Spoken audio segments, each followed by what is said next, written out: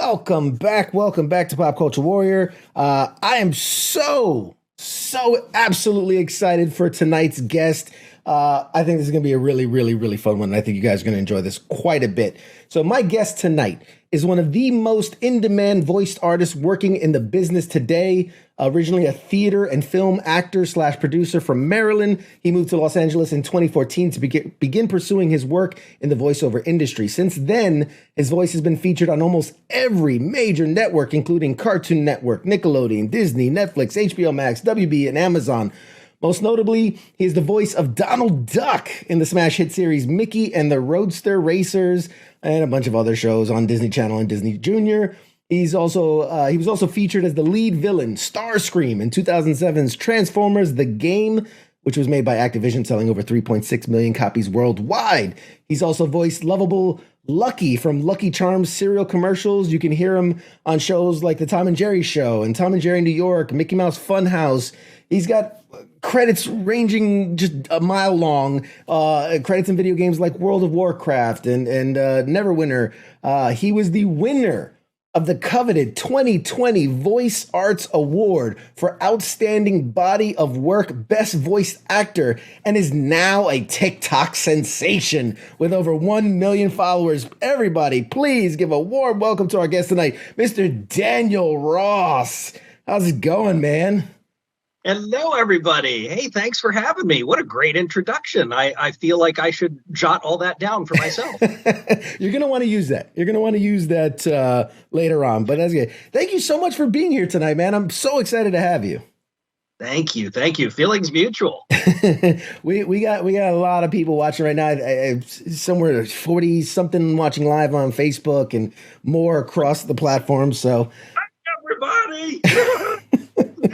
This is gonna be a lot of fun. I can already tell. Oh man, I can't get used to that. It's so weird, and I mean that in a very nice way. It's such a weird talent to have, to be able to slip into something like that. So, it's one thing if a character, and we're gonna go way into this, but it's one thing when a character's like an offshoot of your voice.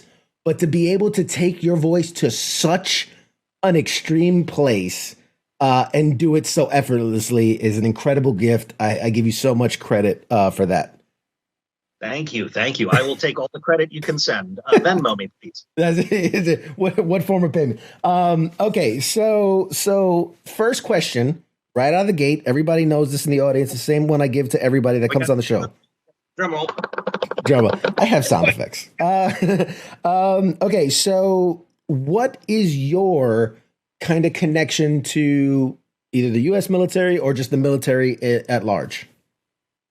Oh, excellent question. Well, my dad served in the Coast Guard for some time, and I've had relatives from older generations who served in World War II and many other battles. I have some friends who have served in the military, and I just think, what can you say about people who put their lives on the line to protect everybody else? It takes a certain type of person to really do that so selflessly, and I just have all the respect in the world for my fellow American citizens who have served and done so much for us. I feel the same way about healthcare workers right now, educators, just some of the most standout people that you will ever encounter. And I am, for whatever it's worth, grateful to those who are listening who have served. Thank you.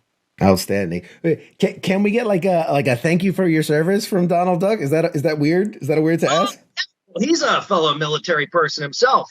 Thank you for your service. Oh.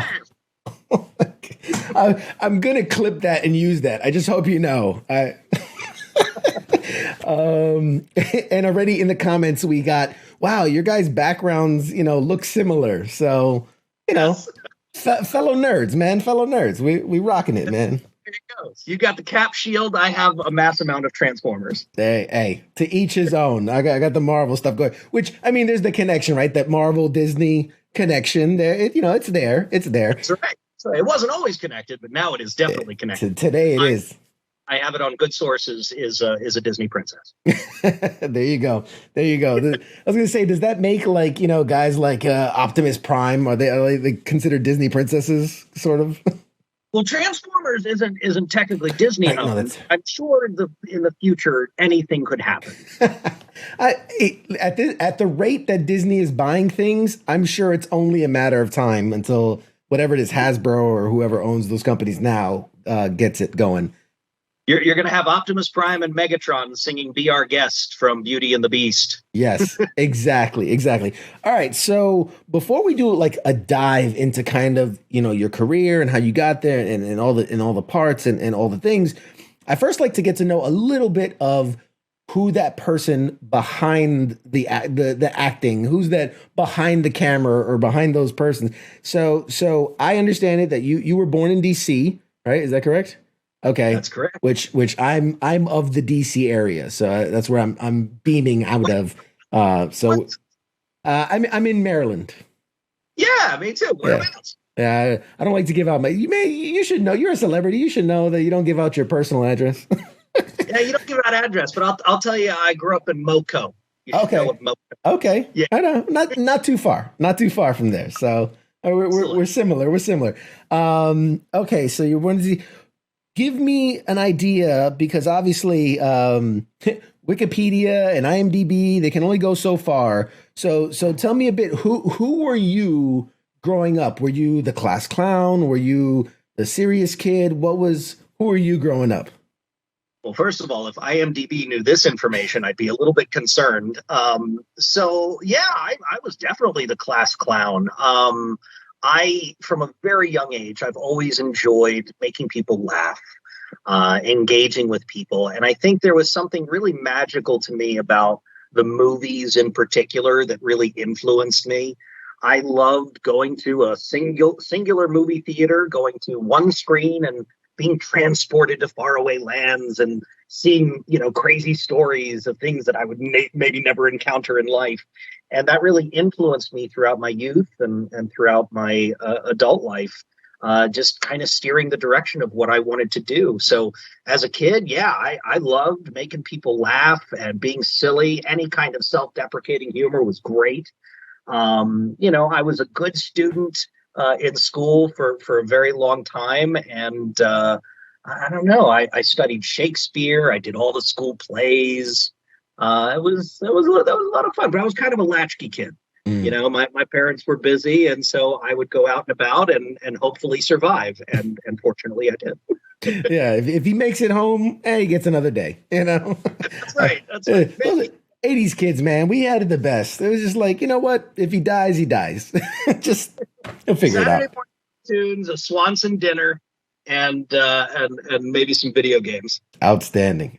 Man after my own heart. Already we got a comment in from Tim. He says, hey, he's from the Glen Burnie area of Maryland. So I don't know if you know Glen Burnie near Baltimore. I know Glen Burnie. I didn't live in Glen Burnie, but I know Glen Burnie well. All right. He also said that every time you do the Donald Duck voice, he giggles like a 7-year-old high on Cocoa Puffs.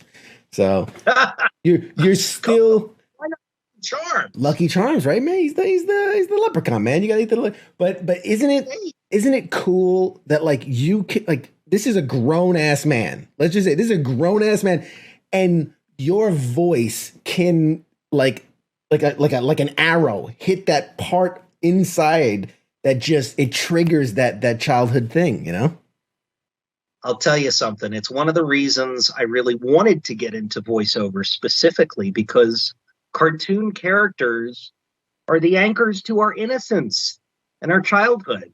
As adults, we have different kinds of cartoons that we watch, like Family Guy or The Simpsons, but hearkening back to your childhood, those are the things that linger and the things that don't go away. They're always there. And as life continues to change and evolve, we grow up, our priorities change.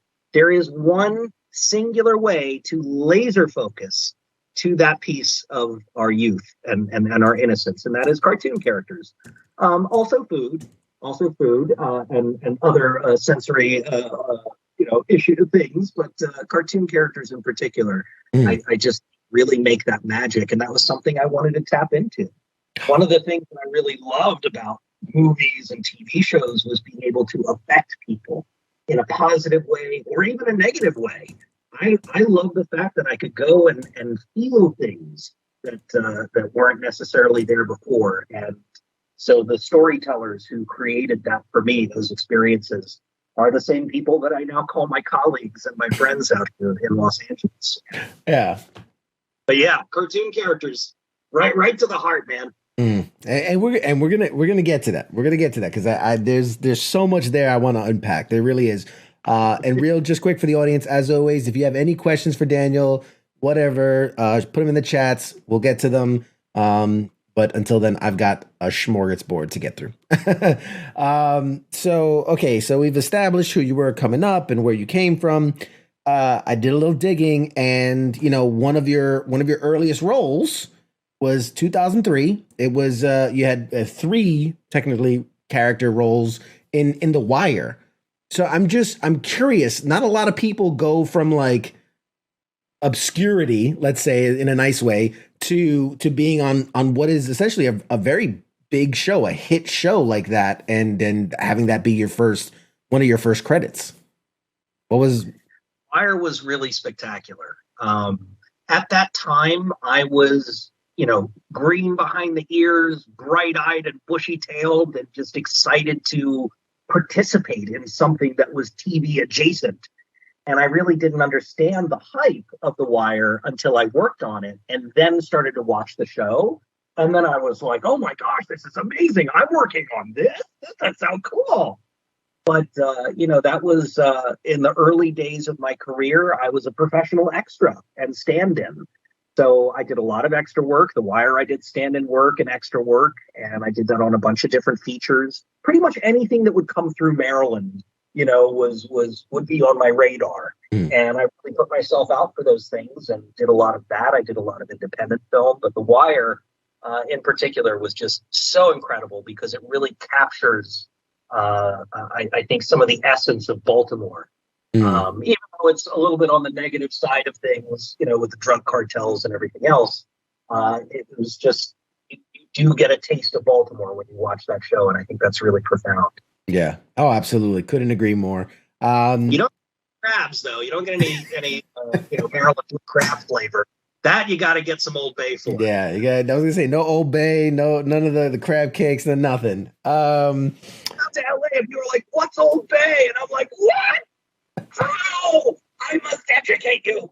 Yeah, if you're not from the area, you don't get it. It's one of those things. Okay, so you did a bunch of things, small things, movies and little appearances here and there. As I'm looking through, the next thing that caught my attention was 2007. You end up as the voice of Starscream in Transformers, the video game. Now, that is as I'm looking through your credits, that is a hard pivot from on-camera work to voice of Transformer in a video game. How do you make that jump? How does that happen? Yeah, I fought for it to happen. My motto is it's the squeaky wheel that gets the grease. You have to make some noise. You have to be seen. If nobody knows who you are, nothing's going to come your way. And the worst thing that could ever happen when you ask for something is someone says no. The best case scenario is that they say yes. And in this case, I fought for that yes, and I eventually got it. I had some of my friends in the Transformers community, my mother, who's an artist, helped me to create a comic book that I submitted to Michael Bay and Steven Spielberg. And it featured a story with me and the Transformers, and I was the only person that could save the movie. And it's very, it's on the nose, and it worked, and it was fun, and Steven Spielberg got it, Michael Bay got it. And eventually I got an audition for the movie, and I was through the moon. All I wanted was a chance. And to have that opportunity, it basically reinforced my belief that if you go out there and you try, sometimes things can happen. So you might as well try. And even though it was lofty and huge, I didn't have a big manager or agent to put me out for things. So it really was incumbent upon me to do that. And so the fact that that happened and materialized into that audition was everything to me. And it really set me up for, I think, who I was going to be professionally moving forward, and how I got my opportunities. But I didn't end up working in the movie. I got a call from Activision not long after, and they wanted me to audition for Starscream and a couple other different characters.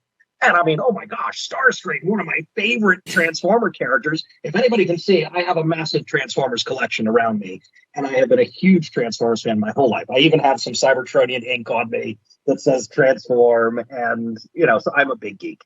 And when that happened and I got to marry my hobby at the time of being a voice artist and Transformers together, it was life-changing. And here's the thing that was really interesting. It started me on the convention circuit. So I would go out to different conventions and meet the fans and meet the other voice actors, which I had kind of already been doing since I was a Transformers fan anyway. I would go to conventions and I would meet them.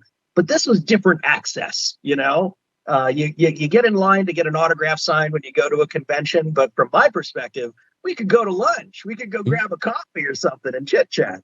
And what I discovered was that voice actors were so much like me, just in personality and who they were, their desire to make the world just a little bit better with the work that they do, and the way that they talk, the rhythms, the cartoon characters. It was like I found my tribe.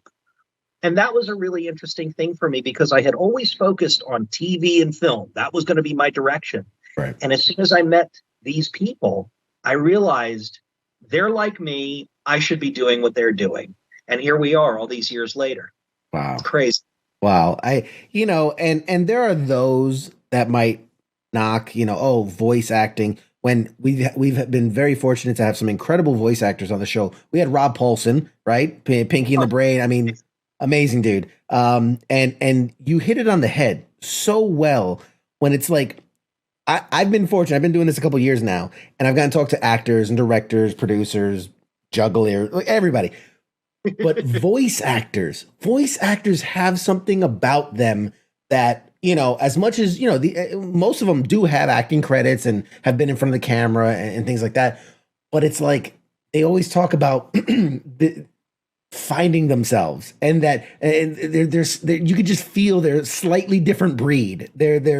I love, bringing joy to people, and I love connecting with people. And it's so more in your face, and so more like just it's like you're a cartoon character stuck in like a human form.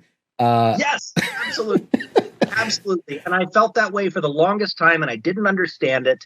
And again, it was like I've been a voice actor my whole life, and I just didn't know it until, the moment struck me. But I will say this. A lot of people confuse voice acting with on-camera acting and say they're very different things. It's not. It's all acting. Mm-hmm. And when a performer, whether it's the stage, whether it's film, whether it's voiceover, they all require different techniques. So when I talk about it to, my casual observer, I say, theater acting, and please no offense to any of my other performers out there, that I'm just using this as an example. Theater is kind of like getting your bachelor's degree. You learn that everything has to be big and bold, and you have to project to the person in the back of the audience. And then you transition to film, and it's like you're getting your master's degree, because there's other techniques that you learn. You have to learn how to, what to do with your hands, how to be subtle. And then going to voiceover, it's like getting your doctorate, because you take all the things that you've learned from those, and now you eliminate every aspect of you being able to emote. Like I'm talking with my hands right now. You see my facial expressions. You don't get that with voiceover. You only get this. So I have to paint layers and use all the techniques that I've learned over the years to be able to accomplish that. And it's so much fun. Yeah. Yeah. I mean, it's an incredible skill. Difficult. When like on the surface, I can imagine the typical person goes like, oh, you sit in a chair, you say a couple lines into the mic, and boom, bam, you call it a day, you made your money. When it's like, it's exactly like you said, that I have to become the character. I have to do it in a way that my voice signals happy. My voice signals angry, confusion. Like you're acting with no other sense than your mouth. And That's an incredible skill. That's an incredible skill. Somebody in the same room as you? Are you yelling at somebody across a football field? Are you in a cave where something's going to get you? Mm-hmm. All of that informs how you talk to somebody, and all of that's included in voiceover, which it's crazy, man. Yeah. In your experience, does everyone from kind of the production side, when you're doing, let's say, a cartoon or a commercial, does everyone have that same seriousness, for lack of a better word, of the work? Or is it, do you kind of sometimes go into a thing and you're like, man, they don't even know how hard I'm working? No, I don't get that sense at all. I feel like when you're in the room, when you've made it, when you've auditioned, hundreds of times per year, and you book that one thing and you're there, you're in the room, it's a matter of calling into everything that you've learned, the accumulation of who you are as an individual and whatever they saw that made them bring you in the first place. So everybody is excited to be in the room because we all get to play in the sandbox. Even on the production side, the voice directors, the producers, the writers, there's a symbiosis that takes place where everybody is working in tandem with each other, and we create something really magical. And then, we finish our session, we go home to our lives and hope to repeat it again and get that same, endorphin rush. I can imagine it's all the chemicals. I can imagine it's kind of a rush, but you're bringing life to this thing that, exists only in, people's imaginations and whatnot. We do have a comment. So I guess he goes, I'm an OG Donald Duck fan, Darkwing Duck fan, DuckTales fan. I guess there's a theme there. He said probably 90% of my young cartoon viewing. What did you watch growing up? Oh my gosh. So I was born in the 80s, and my go-tos were the real Ghostbusters, if anybody knows the difference there, Thundercats, Transformers, G.I. Joe. I'll even throw in Gem and the Holograms and Care Bears, because you got to represent He-Man, Masters of the Universe, She-Ra, all of those. That was what I grew up with. And then I think as I was going through school, it was the Disney afternoon with Aladdin and DuckTales and Tailspin and Chip and Dale's Rescue Rangers. That was what I was brought up. Absolutely. And Darkwing Duck was a classic. A lot of duck themed characters there. I remember Gargoyles. When Gargoyles came out, that was like game changer for me. I was like, oh my God, I'm an adult now. I'm watching this as an adult. Exactly. It's serious source material. Okay, from Scott, he says, Mark Hamill is one of my favorite voice actors. So we gotta, obviously, what a huge legacy in front of the camera as well as behind the camera. That's I'm sure that's the dream to balance it. What I love about Mark Hamill is that not a lot of people recognize the fact. Now they do, but for the most part, people don't realize Luke Skywalker plays the Joker, everybody. That's a hard bridge to cross for some people, because they're like, what? Wait, what? One of the best good guys is one of the worst bad guys. Okay, so fast forward a bit here. Lots of success in different avenues and different things. Obviously, in 2017, you start voicing Donald Duck, and to talk about like one of the most iconic characters, that's up there with your Mickey Mouse, your Bugs Bunny, your like Donald Duck is a household name in houses that don't even speak English. My wife's from El Salvador, grew up there, born there. And when I said, oh, I'm going to be speaking to a guy who does Donald Duck, she goes, Donald Duck? And I'm like, really? She's never gotten any of my references ever. And the first time ever, I go, oh, yeah, he does Donald Duck, because I didn't think she would be that into it. And she goes, I grew up with Donald Duck. And I'm like, what? So when you find out that you got the gig, that you're Donald Duck, what does that mean to you? Wow. What does it mean to me? It means the world. I grew up on Donald Duck. My parents grew up on Donald Duck. My grandparents knew Donald Duck, and even my great-grandparents knew who Donald Duck was. He's 87 years young, and when you have a character that is so beloved the world over by multiple generations, it puts things in a different box, so to speak, than some other characters that are out there. And when this opportunity crossed my path, I was well versed in buckle speech, which is what the technical term is for Donald Duck talk. That's, some people use that in other contexts, but I was familiar with that because my mom taught me when I was 3 years old how to do the voice. And she would tuck me in at night and she would say, "Oh, Daniel, I love you so much." And I would say, "Oh, Mom, I love you too." And that was like our thing for many, many years. And it was a trick for friends to make them laugh at a party or whatever. And I never thought in a million years that I would come to Los Angeles and have an opportunity to audition. That was crazy to me. My agent contacted me and said, "Hey, you do the Donald voice, right?" And I was like, "What?"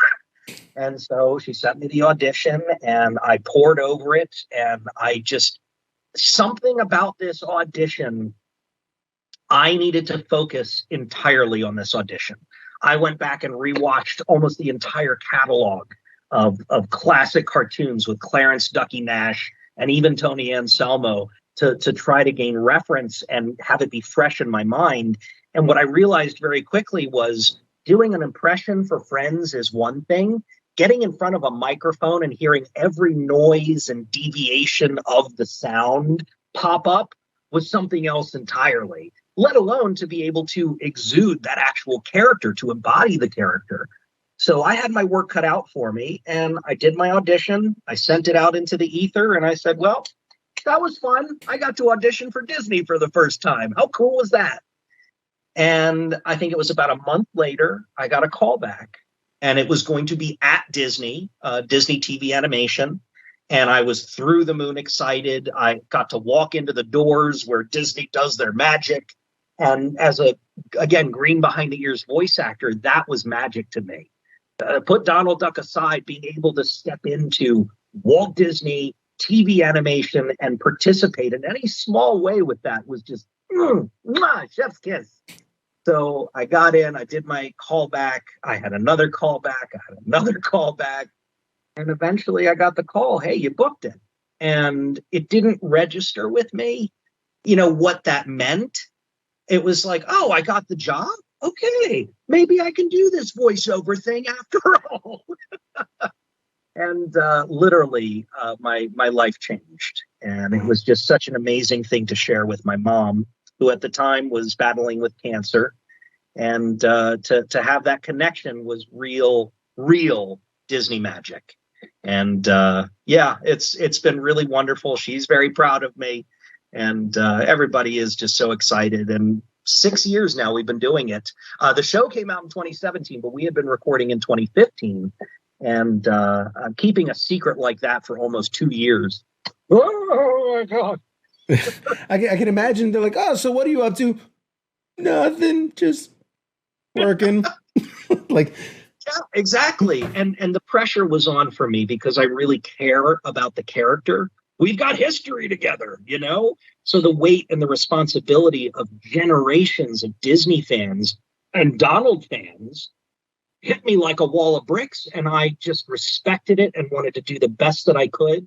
And I always say I'm borrowing the keys to the cabin cruiser for as long as they let me. But what an honor of a lifetime to play in that sandbox. Yeah. What can I say? And I mean, obviously iconic character, obviously. And it hasn't been voiced by all that many people. It's not like, oh, there's a list of 20 guys that have done the thing. Like it's a very curated list. Like they guard the keys to this character like as they should. You don't want just any Joe Schmo, doing the thing. Here I feel like Joe Schmo, but I'm number 3. In 87 years, there have been 3 people who have officially voiced the characters for TV shows and movies. Clarence Ducky Nash, Tony Anselmo, and little old me. Ah, man, that you are like, it's one thing to say like, "Oh, I got this job and I'm doing this thing," and maybe it's, again, I think of like Rob Paulson because we talked, but like, oh, that Pinky in the Brain, like that's like an iconic character. But like to be like I'm one of the voices. I am the voice, one of the people that have done the voice for. Like I can't even wrap my brain as a fan, as a person that just enjoys it. I can't wrap my brain around like the connection that you have to people. I mean that I'm curious when obviously with COVID it's been crazy, but when you were doing conventions, when you're meeting fans, when you're interacting fans, like what are the kind of reactions you get from fans? Well, I think the first one that always cracks me up is, "You don't look 90 years old." And I'm like, well, of course I'm not 90 years old. I'm the third person to have voiced this character. Because a lot of people think that there's a one cartoon voice, and then as soon as that ends, then the character ends, and that's not the case. The character will, the characters will live on beyond us, which is what they're supposed to do. And Donald will be, 200 years old, and I will be an afterthought in the corners of Wikipedia. And that's just the way it's supposed to be. But that's one of the fun things that I get asked quite a bit. And then, of course, were you in this or were you in that? And, I always tell people exactly what I've done. But, when you meet one of the voices, you have all these other memories and things in your head and things that make you happy. And again, my goal is just to make people as happy as I can while I'm here. So conventions are my favorite thing to do. I love going on TikTok Live, answering questions for fans, doing some, impressions or other voices. That's just something I really enjoy doing. And with COVID hitting, it made it impossible to do that. So I'm very excited that we seem to be slowly coming out of this strange phase in all of our lives.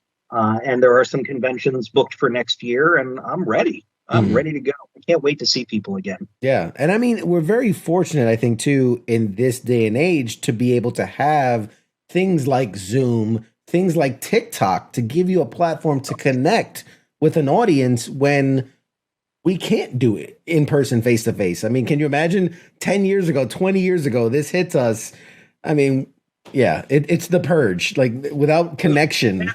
The early 19s of the early 19, what was it, 1918 was the last big pandemic. They didn't have TV and internet and Facebooks and all of that wonderful stuff, and here we are chatting over Skype and Zoom these days. Yep. So it's crazy. We've done pretty well for ourselves. Very much so. All right, so question from the audience. Are there any voices that, like, okay, I guess after a long day of doing voices, is there any that particularly hurt or kind of wear you out? So the number one rule of voiceover is if it hurts, don't do it, because you don't want to mess things up. This is my bread and butter right here, so I have to take care of it. That's not to say that there aren't things that wear me out. Yesterday, I had almost a 4-hour creature voice session. And I can't tell you what it's for, but after a couple hours of literally screaming and okay, we need like a Jurassic Park type scream. Let's give it about 6 seconds. Like, there's only so much air inside of me. And after doing that repeatedly, I'm probably going to sound like this a little bit. I'm going to sound like Super Dave Osborne, or I might sound like Harvey Firestein or something like that. So if you get to that point, it's time for some vocal rest and possibly some delicious hot tea. Yeah, I know. I saw one of your TikToks, the tea regimen, the hot water and the lemon. It's good for the, I talk for hours on end, but nothing close to the level at what you do. So I feel for you. It is very intense. I had a session 2 months ago that knocked me out for almost a week. I couldn't speak because it was so much. And because I wanted to please the people in production, I didn't say, hey, let's stop right here and let's schedule the second part of this session on a different day. I was just like, boom, let's go, let's get it. And I wore myself out. And that's something that you kind of have to avoid. Yeah. What are you going to do? Yeah, you can't act around your way when you're the voice. That's right. So again, doing that voice, and I'm sure now it's so easy to slip in and out of and to do. Maybe starting out, I can imagine, are there hard words to say? Were there hard syllables to pronounce when doing that voice? Donald? Yeah. So interestingly, for me, not so much. When everything happened and I arrived for my first session on Mickey and the Roadster Racers, I was given a sheet that was created by Clarence Nash that had all of the words that were difficult for him to say in character so that the writers knew to avoid certain words. And I know the same has translated through to Tony Anselmo as well. But for me, I can say just about anything, and I can speak in other languages, and I can even tweak the voice a little bit. There's the classic Donald Duck, which I was told to tweak,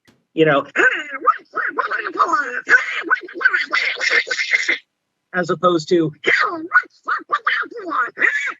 I was told specifically, we want the character to be able to enunciate so that the younger audience can understand, so that we can drive some of the narrative, and also to pitch him up slightly so it's a little bit more warm and welcoming to that younger audience. So that was my version of Donald, which was a slight tweak, but I can do the old, I can do the new, I can do other things with it, and I really haven't had those obstacles. I'd say the only thing that is tricky is to say, as Donald's name is, Donald Duck, the at the end is impossible to say with the voice. I have to add that sound. So if you watch my face, Donald Duck, Duck, Duck. So I'm using two different mechanisms to make that sound, and things like G's or other hard consonants can be difficult, especially if you're starting on a sentence and ending on a certain way and then starting a new sentence. So sometimes we would break things up to allow more clarity. It's been a very interesting process. And as of yet, there's nothing I haven't been able to say. In fact, I was told the reason that I booked was because during my callback, they were giving me words to say. Like, can you say ridiculous? Ridiculous. Okay, can you say this? Stupendous. Stupendous. Okay, can you say this or that or this or that? And I said, hey, folks, can I offer a suggestion? And they said, yeah, sure. What do you got? And I said, well, how about supercalifragilisticexpialidocious? And they all kind of went, oh, okay. And I think that's the moment I booked the job. Not only is that difficult, but it's also, it's got the Easter egg, and that's a Disney thing. So they're like, Exactly. you threw in you got it all. You hit it all on the head. That's incredible, man. Wow, what a gift. And to think that it goes all the way back to you being a kid, and it was just kind of this throwaway gag between you and your mom. Like, that's awesome. I love the way it's come full circle for that. Me too. What else I got for you? Which, by the way, everybody's loving this. Everybody's right now mocking. Everybody's doing their impressions of us hosts, because obviously we have our little things that we, how it is. People have their own little catchphrases or things, so people are doing impressions of us. So they're following right along with you and doing impressions. Because this is Disney. Now I know this is different than, let's say, Marvel. This is different than, let's say, Star Wars. But because does it still fall under that same level of secrecy that we hear so much about? Like, you can't talk about this and you can't talk about that, and like all these different things. I think what's interesting is that part of the allure of the Marvel stuff is the secrecy. So it's almost its own thing. All of us actors have to sign something called a non-disclosure agreement, right. an NDA, which means we can't talk about stuff. Or if we're confronted with stuff, we have to be as vague as possible. And that's just a part of the professionalism involved in the job. You want to be able to work, so you don't want to compromise that by doing something stupid. So with that said, no, I haven't had the same level of scrutiny as some of those areas have, because those are major spoilers. I don't know that anybody's going to be really spoiled on something from Mickey's A Tale of Two Witches, right. Or Mouse Mixed Up Adventures. I think it's more kind of go with the flow, but for my own sake and for the things that I have to respect and honor, I'm not going to say anything until I'm given the go-ahead. Right. Can you tell us, does Donald survive the next thing he's doing? Does he make it through? Are you allowed to say?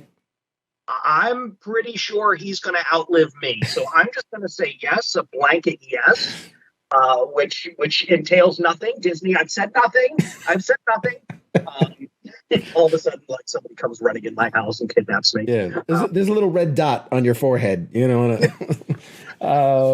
Okay. Oh, it's all in jest until on TMZ confirmed from actor Daniel Ross. Donald survives everything.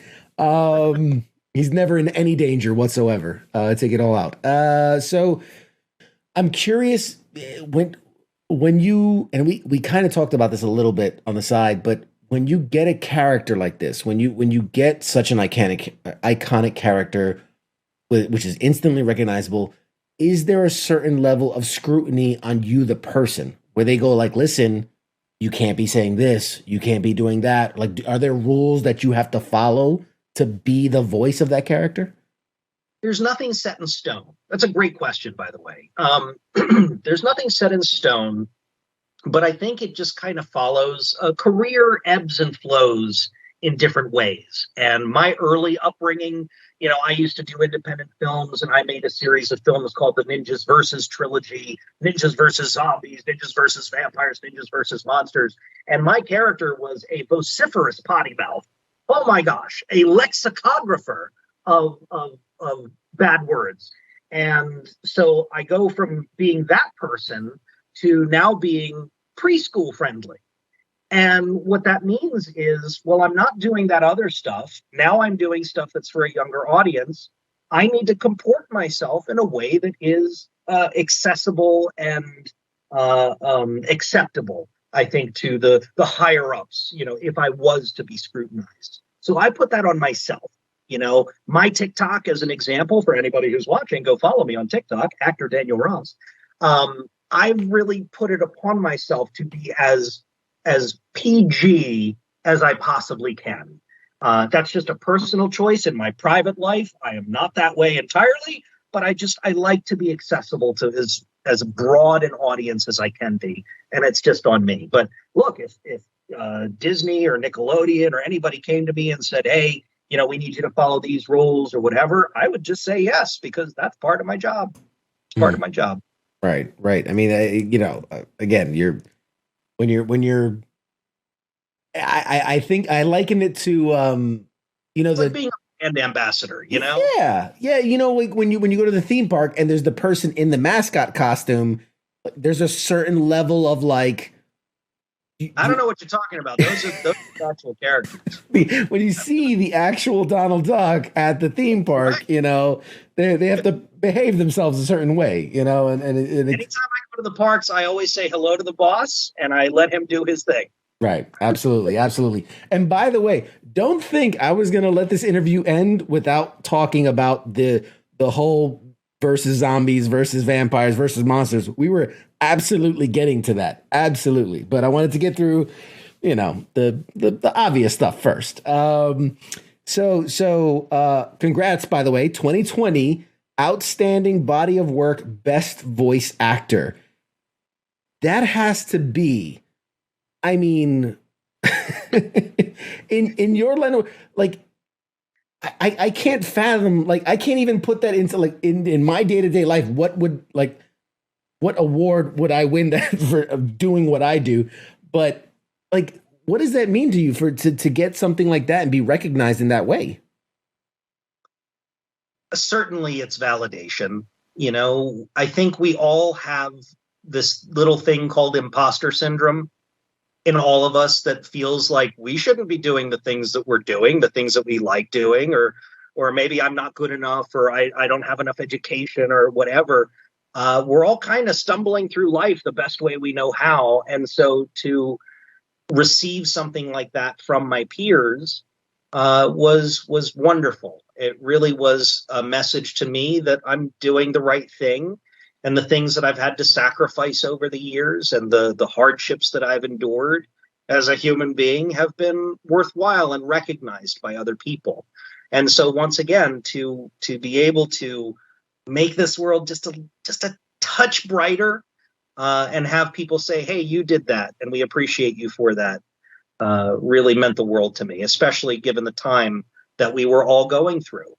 You know, I don't want to linger too much on that, but it was a nice moment for me to be able to say, we can keep going, we can do this, and it makes a difference. Yeah, and I don't want to. Shining, look how shiny it is. I have some nomination stuff back there, but we haven't won yet. But we're working on it. It's a That's all. You just got to keep submitting, man. keep grinding. That's what I always say. It's just next year. Next year's our year. And I'm because you haven't even. How do I say this? I'm trying to say this nicely. You haven't been doing it that long. I mean, grand scheme of things, these guys that, voice characters for 40 years, again, a Rob Paulson, a Lauren Tom, who we just had on a week or two ago, who've been voicing characters for 20, 30, 40 years, for someone who I was green in the ears less than 10 years ago to be best voice actor, that's a huge accomplishment. That is a massive accomplishment, and I'm humbled that the best voice actor came on my little show. So I appreciate it. I look at it as this: I'm not the best over anybody else. I'm just the lucky schmo who got the recognition at that point in time. But look, the Rob Paulsons of the world, Debbie Derryberry, the voice of Jimmy Neutron, is one of my dearest personal friends and has been such a great mentor. David Sobolov, the voice of Gorilla Grodd on The Flash, Drax and Guardians, has been one of my mentors for almost 15 years. And, it takes an entire village sometimes to make certain things happen. And when it comes to the support of the people around you, my family has been supportive of me throughout my life, doing this weird thing called acting when I should have been a lawyer or a dentist or a doctor or one of those other things. I went and chose this really crazy lifestyle. And people, again, like Rob Paulson, just continue to inspire me every single day. I'll tell you this. The first time I went into the studio to record a song, this was also for Mickey and the Roadster Racers. It was the Three Caballeros, Rob Paulson, Carlos Alazraqui, and myself. We each go in to record individually. And Rob was coming out of the studio as I was going in, and he recognized me, and he goes, "Hey, Daniel, what are you doing here?" And my first thought was, oh my gosh, he remembers my name. And, secondly, he came over and gave me a big hug, just one of the warmest, incredible people you'll ever meet, and so genuine. And he's like, "What are you doing?" And I said, "I'm here to sing a song." "What song?" "Oh, it's for the Three Caballeros." "Wait, where are the three? What are you doing?" And I said, "I'm Donald Duck." And he put his hand on my shoulder and he said, "Welcome to the club, kiddo. Congratulations. I'm so happy for you." And I nearly needed to run out of that building and man weep in my car, because that was just incredible. And I got into the booth and I'm like, "Rob Paulson wore these headphones. Imbue me with your power." And they had to go bring him back for something. And he got back into the booth and I'm watching him put on the headphones and he's grinning from ear to ear. And one of the producers said, "Hey, Rob, how come you're always smiling all the time?" And he just beamed and he said, "I love what I do. I love what I do." I love Rob Paulson. Yeah. I love my business. I love this job. Oh man, we had a blast with him. He was awesome. I couldn't say that nicer things of a man. Incredible. Viewers out there, if you haven't seen that episode, once you're done with me, don't stop this episode. Once you're finished, then go back and watch Rob Paulson's, because he's just incredible. He's absolutely the best, absolutely the best. And people were calling for a part 2, and I'm like, all right, we'll get him back eventually. We'll get a part 2, because there's with a guy with somebody who's been in the business forever, there's not enough time. There's just not enough time to really get into it. And their experiences are all different, because we go from the legends who've been in this business for decades, who went from having to record audio demos on tape, to where now everything is digital and things have changed. The dynamic of everything has changed. So gosh, I'm just grateful to be here. Absolutely. And for those that don't know or don't follow you on TikTok, first of all, how dare you? Secondly, you do a number of really good impressions. I mean, Bobcat, I've seen you do Mr. Herbert from Family Guy. Yeah, man. I mean, Bobcat's one of my favorites. Yeah, man. Thanks. I don't know how you whatever. I'm geeking out over here because I'm like I love that stuff. I love I'm the kind of guy that I want happy and I want the world is such a doom and gloom. I served in Iraq. I served in Afghanistan. I've seen enough misery. I've seen it. I just want to be flooded with good feelings. That's why I love my nerd stuff and my cartoons and my geek stuff because that's what it's there for. That's what it's there for us to express what's inside of ourselves and make everything a little bit better. Yeah, that's why I love you guys because there's not enough. Come in and I record. My booth is over here. I've got all my toys and the things that I love, the posters of the work that I've done. This is my sanctuary of creativity. And, you cultivate it for what you need. So that applies to everybody, not just voice acting. Absolutely. But I love the guys that bring cartoons to life. For whatever reason, they just have this innate cheeriness and this in your face, like, I'm gonna make you happy whether you like it or not. Like it just pours out of you guys. Man cave. But a she shed is great too, or even a they place. Whatever is your creative spot or brings you happiness, that's what it's all about. Absolutely. And I know we're running short on time, so I want to get as many more questions as I can in with our time with you. I know a number of people and viewers of the show who have done things like extra work or background work. I mean, is there, if you want to get into this business, if you want to be more in front of the camera, if you want to pursue something like voice acting, is there a better way to go about it? Is there some good advice you could pass on to the listeners? Absolutely. My advice to anybody who's interested in getting into the entertainment industry is to first and foremost weigh your options. I didn't appreciate when my parents said you're going to be a doctor, you're going to be a lawyer, anything like that. But, it was solid advice because there's a process that you follow and then you are the thing that you want to be. In the entertainment industry, everybody has a different path. Everybody has a different journey. Some people make it, some people don't. And it can be a very difficult industry to navigate, just in terms of personalities, the type of work involved. Sometimes you're working a lot. Sometimes you're working not a lot. You might be on an animated series one year and the next year you might have one or two jobs the entire year. Will that sustain you financially? Maybe, maybe not. So there are a lot of what ifs involved in the entertainment industry. But if you have decided that that's the thing you want to do, or you just want to pursue it and see how far it goes, study acting, the basics and principles of acting and how to create a character, how to live in environments. Improvisation is really key. If you have a local comedy spot in your town that maybe offers some improv classes, do it. Number one, it's incredibly fun. And number two, it teaches you skills that transcend acting. This is interpersonal skills, how to think on your feet, how to listen attentively to other people, which, I mean, let's be honest, all of us could use an upgrade on our communication skills at any point in our lives. Improv is key to that.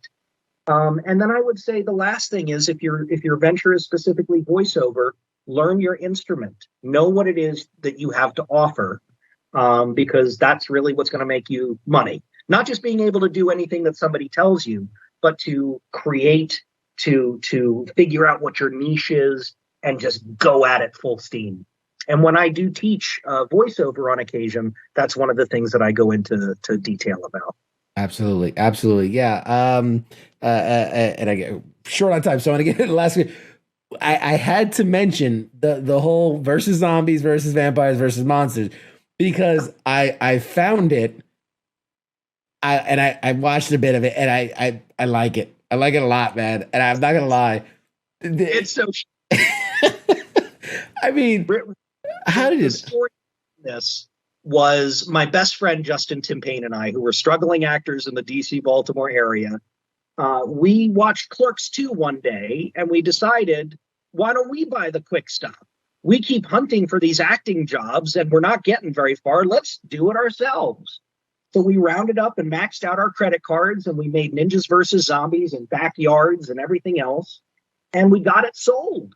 We got it on the international market. We got it on Netflix. We got it in Blockbuster stores. It was like, what? How did we do that? Then we followed up with vampires. That went even bigger.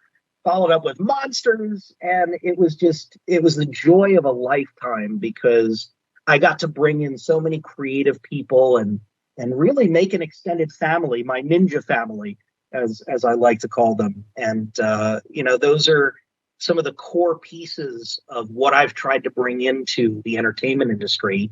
And my own direction is the lessons that I learned from doing those. And again, they're schlocky, they're action horror comedies. They're a lot of fun if you've got your buddies over and you just want to throw back a few and laugh at something silly. You get to see me spouting off a lot of potty words, and it was a lot of fun. So I hope you'll check it out. Yeah, and there's an added bonus to be like, that's the voice of Donald Duck right there. That's he's out there kicking ass and taking names. Donald Duck doing his thing. With the last one, it was Ninjas versus Monsters in 2012. Are we never? Could there be a follow up? Could there be? Is there a Sharknado 4 in the in the plans? Anything is possible. I think we did what we wanted to do. We told the story that we wanted to tell. But hey, if somebody's got $1 million and says, I want a Ninjas 4, well, I guess it might just have to happen. I mean, I just throwing it out there. Ninjas versus robots. I'm just, I think it writes itself, man. It writes itself. And we actually wrote a version of Ninjas versus Robots. It was going to be monsters, and we had to change several things due to the limitations of our budget and, CG and special effects at the time. We went with classic movie monsters instead. But the world's ready. Well, me and you, we're gonna get into business. We're gonna make it happen, man. Ninjas versus robots. Brought to you by Pop Culture Warrior, WTF Nation Radio. Awesome, man. Well, at this point, I want to spotlight you. Where can people follow you on social media? Where can people support you? Well, thank you for that, and thank you for having me on the show. This has been a great conversation, and again, I'm so grateful to the people in uniform out there and those who have served. So thank you for tuning in and listen to this guy, make some silly voices for you. You can follow me across social media under Actor Daniel Ross. I've made it very simple. Twitter, Facebook, Instagram, the tickety talks, Actor Daniel Ross. My website is actordanielross.com. So if you would like any prints autographed, if you would like a autographed copy of the Ninjas trilogy, you can go to my website. If you'd like to learn about voiceover, go to my website. I offer coaching as well. I'd love to hear from you, and please do follow me on TikTok. We have a lot of fun over there. Absolutely. That's actually kind of how I stumbled on you, and I was like, oh my God, I need to talk to this guy. Like, this is a guy I need to talk to. So Daniel, thank you so much for being a part of the show. This has been an absolute blast. You are a friend of the show forever. Anytime you want to come on the show, we can just nerd out, geek out, compare toys, or promote anything you got coming up, man. Anytime. We'll connect on social media, and I'd love to have you back sometime in the future. The only thing I'll throw out there is Mickey and Minnie's Wish Upon a Christmas that comes out this month on Disney Channel, Disney Junior. Some really great video games coming out next year that I can't quite talk about just yet. But yeah, there's some cool stuff coming. Awesome. Well, you're gonna have to come back next year to talk about it then. Hey, that's a promise. Absolutely. All right, I'll give you the last second to say goodbye to the audience, and we'll talk to a break. Decepticons, this is Starscream. Make for the rendezvous point. The All-Spark will soon be ours. Outstanding, guys. We'll be back after a short break. Thanks.